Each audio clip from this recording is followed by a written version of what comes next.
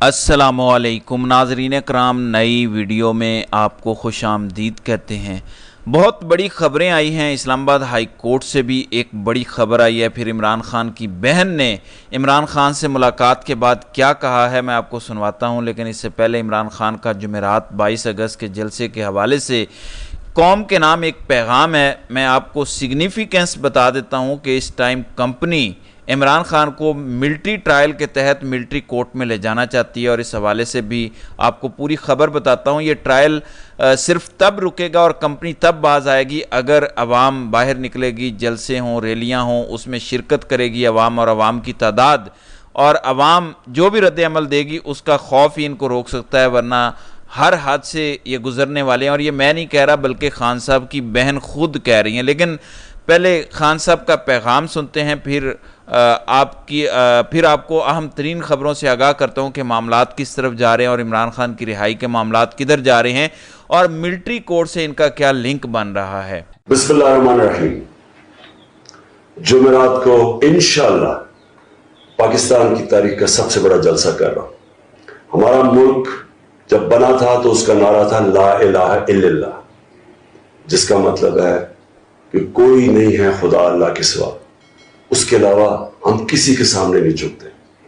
میں سب کو آج دعوت دے رہا ہوں جمعرات کے جلسے میں، ہر طبقے سے، ہر قسم کے لوگوں سے، چاہے وہ کسان ہوں، چاہے وہ بزنس مین ہوں، چاہے وہ سروس مین ہوں، چاہے وہ اسٹوڈنٹس ہوں، چاہے وہ رکشے والے ہوں، چاہے وہ عام لوگ ہوں، چاہے وہ عورتیں ہوں، بچے ہوں، ہر وہ پاکستانی جو دیکھنا چاہتا ہے کہ ایک خوددار اور خود مختار اور ایک آزاد پاکستان ہو، میں ان سب کو جمعرات کو دعوت دے رہا ہوں کہ آپ سب میرے ساتھ شامل ہوں اور ہم اس جد و جہد کا آغاز کریں۔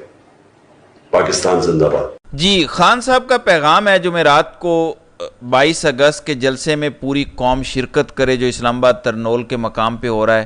یہ بہت سگنیفیکنٹ ہے۔ 9 مئی کے بعد پنجاب یا اسلام آباد میں پی ٹی آئی ایک بھی جلسہ نہیں کر پائی، اور یہ وجہ ہے کہ خان صاحب اب تک جیل میں ہیں۔ یہ یاد رکھیے گا کہ اگر خان صاحب کمپنی کی وجہ سے جیل میں ہیں تو عوام کی وجہ سے بھی ہیں۔ عام عوام بھی گھبرا گئی، ڈر گئی، جس کی وجہ سے کپتان 1 سال سے جیل میں ہے۔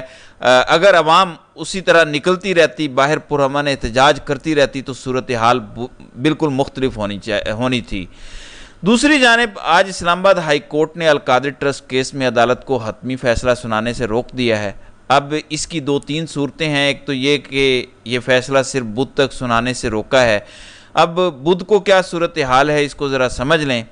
نیب القادری ٹرسٹ کیس 2020 میں بند کر چکا ہے۔ یہ نیب کی ایک کلوزڈ ٹرانزیکشن ہے۔ اس میں نیب سارے ڈاکومنٹس دیکھ کے یہ فیصلہ کر چکا ہے کہ اس پہ کوئی کیس نہیں بنتا۔ خان کے وکلاء نے درخواست بھی دی کہ جو کیس بند ہو چکا ہے اور جن وجوہات کی بنیاد پہ بند کیا گیا وہ سارے ڈاکومنٹس عدالت میں لائے جائیں تاکہ ہمیں اس کیس سے پتہ چلے، اور ظاہر ہے اگر کسی بھی پیپر سے کسی ملزم کو فائدہ پہنچتا ہے وہ نہ دینا یہ بھی فیئر ٹرائل کی خلاف ورزی ہوتی ہے۔ اب نیب سے بدھ کو جواب طلب کیا گیا ہے اسلام آباد ہائی کورٹ کی طرف سے۔ اس دوران نچلی عدالت میں تقریباً کیس مکمل ہو چکا ہے، آخری گواہ بھی اپنی گواہی دے چکا ہے، جرا ہو چکی ہے۔ تو بیرسٹر سلمان صفدر کا کہنا ہے کہ مزید کارروائی اس پر نہیں ہوگی جب تک اسلام آباد ہائی کورٹ کوئی آرڈر نہیں کرتی۔ تو اسلام آباد ہائی کورٹ کا بینچ جسٹس میاں گل حسن اورنگزیب اور بابر ستار پر مشتمل ہے۔ تو دیکھتے ہیں کہ وہ کس طرف لے جاتے ہیں اس معاملے کو۔ آج جسٹس بابر ستار کے آرڈر کو جس طرح سپریم کورٹ نے اسٹیبلشمنٹ کے کہنے پر آڈیو اور لیکس والے معاملے کو اڑایا، میرے خیال میں اس کا رد عمل آئے گا اسلام آباد ہائی کورٹ سے۔ جسٹس بابر ستار کی طرف سے اس کا رد عمل ضرور آئے گا، اور وہ اسٹیبلشمنٹ کے بنائے گئے اس جھوٹے کیس پر کچھ نہ کچھ ریئیکشن ضرور دیں گے، اور کوئی نہ کوئی ایسا آرڈر ضرور آئے گا جس سے اسٹیبلشمنٹ کے منصوبوں کو نقصان پہنچے۔ یاد رکھیں کہ ناظرین کرام جب پیسہ ڈالروں میں آتا ہے، پاؤنڈوں میں آتا ہے، تو ڈالر یا پاؤنڈ اسٹیٹ بینک چلے جاتے ہیں یا پاکستان کے زر مبادلہ میں آ جاتے ہیں، اور پھر روپے جاری کیے جاتے ہیں، اور وہ روپیہ سپریم کورٹ کے اکاؤنٹ میں چلا گیا۔ پاکستان کو 190 ملین پاؤنڈ کا ہر حال میں فائدہ ہی ہوا تھا، وہ جس بھی اکاؤنٹ میں گئے تھے۔ مثلا نواز شریف نے ساری دولت لوٹی ہے، وہ ملک سے باہر لے گیا ہے، اگر وہ پاکستان کو واپس نہ کرے لیکن سارا اپنا بزنس بیچ کے, اپنے فلیٹ بیچ کے پیسہ پاکستان لے آئے اور اپنے پاس رکھ لے, پھر بھی پاکستان کو اس کا فائدہ ہے. تو ہر حال میں اس ٹرانزیکشن کا فائدہ پاکستان کو ہوا ہے, نقصان نہیں ہوا, اور وہ پیسہ اب حکومت پاکستان کے اکاؤنٹ میں بھی موجود ہے. تو خان صاحب کا تو اس سے کوئی لینا دینا نہیں ہے. تو یہ تو کلوز ٹرانزیکشن انہوں نے کھولی, جو پیسہ گیا اس کے بارے میں آج تک کوئی پروب نہیں ہوا کہ کیوں 50 ارب روپیہ ملک ریاض یہاں سے لے کے گیا, کیا کرنے لے کر گیا. وہ تو پتہ ہے کہ نواز شریف کے بیٹوں کا کوئی لندن فلیٹ تھا جو اس نے خریدا اور زیادہ قیمت دے کے خریدا. تو جب ہم ڈیٹیل میں جائیں گے تو پھر شریف خاندان ہی اس میں مجرم نکل کے سامنے آئے گا. تو اس لیے اب اسلام آباد ہائی کورٹ پر منحصر ہے کہ وہ اس کیس میں سزا ہونے دیتے ہیں, کہ ٹھیک ہے دے دیں سزا, بعد میں اپیل ہو جائے گی, یا وہ فیئر ٹرائل کرنے کا کہتے ہیں, یا وہ فیئر ٹرائل کو ہی روک دیتے ہیں اور یہیں سے کہتے ہیں کہ ہم کل عدم قرار دیتے ہیں اس ساری کارروائی کو. ظاہر ہے کہ بہت کچھ سامنے آئے گا.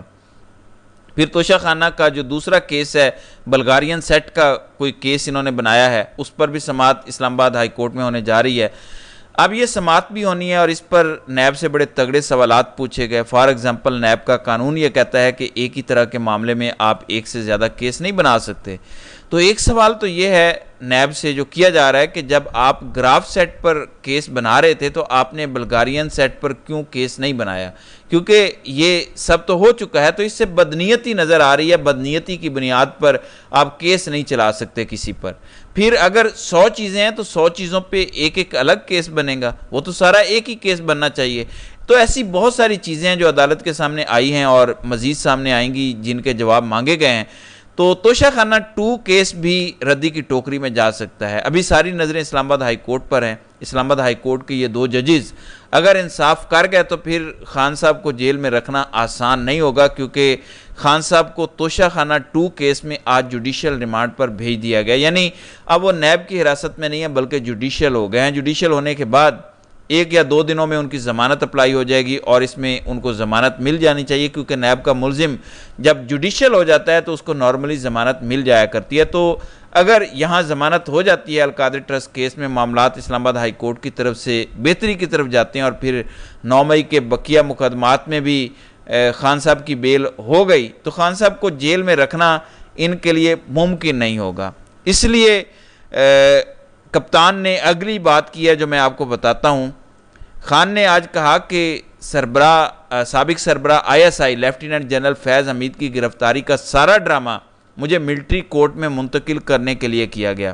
صحافی بابر ملک کے مطابق عمران خان کا کہنا تھا کہ ان سب کو معلوم ہے میرے خلاف باقی سارے کیسز فارغ ہو چکے ہیں, یہ اس لیے مجھے اب ملٹری کورٹس کی طرف لے جانا چاہتے ہیں. خان نے مزید کہا کہ فیض حمید کو وعدہ معاف گواہ بنایا جا رہا ہے اور خان صاحب کو یہ خبر مل چکی ہے کہ فیض حمید کو وعدہ معاف گواہ بنایا جا رہا ہے, بنایا جائے گا نہیں, بنایا جا رہا ہے. تو انہوں نے کہا کہ یہ جنرل فیض سے کچھ ایسا اگلوانا چاہتے ہیں جس سے میرے خلاف یہ ثابت ہو کہ 9 مئی کوئی سازش تھا. انہوں نے کہا کہ جو سازش کرتا ہے وہ کبھی جوڈیشل کمیشن کا مطالبہ نہیں کرتا. تو خان نے مزید کہا کہ رجیم چینج ہمارے خلاف ہوا اور مجھے ہی جیل میں ڈال دیا گیا. انہوں نے مزید کہا کہ جنرل فیض ماسٹر مائنڈ تھا, تو پھر مجھے بتائیں کہ مجھے گرفتار بھی فیض حمید کے حکم پر کیا گیا تھا. مزید خان نے کہا کہ ان کو شرم بھی نہیں آتی جو یہ کہہ رہے ہیں کہ فیض حمید کے بشرا بی بی سے رابطے تھے اور وہ ان سے ہدایات لیتا تھا. باقی خان صاحب نے فائز عیسیٰ پر بھی بات کی کہ ان کو ایکسٹینشن دینے کی کوشش ہو رہی ہے. خان نے مزید کہا کہ اگر حمود الرحمان کمیشن کی فیکٹ فائنڈنگ رپورٹ پر عمل درآمد ہو جاتا اور اس وقت الیکشن ہو جاتے تو آج ملک میں موجودہ غیر اعلانیہ مارشل لا بھی نہ ہوتا اور 3 مزید مارشل لا بھی نہ لگتے. تو خان صاحب کسی ڈر کا شکار نہیں ہے, بلکہ ان سے ایک صحافی نے سوال پوچھا کہ آپ کو اگر یہ ملٹری کسٹڈی میں لے گئے تو پارٹی تو ٹوٹ جائے گی, اس کے بعد تو آپ کے رابطے ختم ہو جائیں گے عام دنیا سے. تو خان نے کہا کہ ان کو اندازہ نہیں ہے, 8 فروری کو عوام فیصلہ دے چکی ہے, عوام اپنے فیصلے پر اٹل کھڑی ہے اور پارٹی روز بروز مضبوط ہوتی جا رہی ہے. تو یہ صورتحال ہے. خان نے واضح کر دیا ہے کہ ان کو ملٹری کسٹڈی میں لے کے جانا ہی ہے انہوں نے, لیکن اس کے بعد خان کی بہن نے بڑی خطرناک بات کی ہے, یہ ذرا سنیں وہ کیا کہہ رہی ہیں. ہمیں یہ بھی اطلاع مل رہی ہے کہ عمران خان کو ایلیمنیٹ کرنے کا فیصلہ ہوا ہو۔ اگر یہ مقصد یہ ہے کہ جلدی سے القادر میں کنوکٹ کریں۔ جی یہ بڑی ہی خطرناک گفتگو ہے۔ بہرحال دیکھتے ہیں کہ اس حوالے سے آگے چل کر مزید کیا ہوتا ہے۔ تو ناظرین کرام، آپ کی اس ویڈیو کے حوالے سے کیا رائے ہے؟ آپ اپنی رائے کا اظہار کامنٹ سیکشن میں ضرور کیجئے گا۔